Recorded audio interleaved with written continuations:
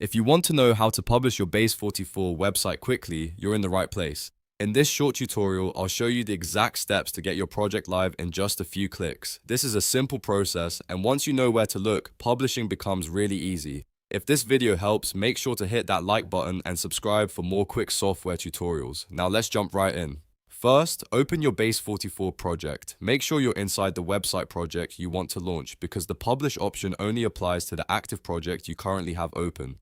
Once your project is loaded, look at the top right corner of the screen. You should see a Publish button there. Go ahead and click Publish. After you click it, a drop-down menu will appear with your publishing options. From that drop-down, choose Publish or Republish, depending on whether this is the first time you're putting the site online or you're updating an existing live version. Then, confirm the action if needed. Base44 will begin publishing your website, and after a moment, your site will be live.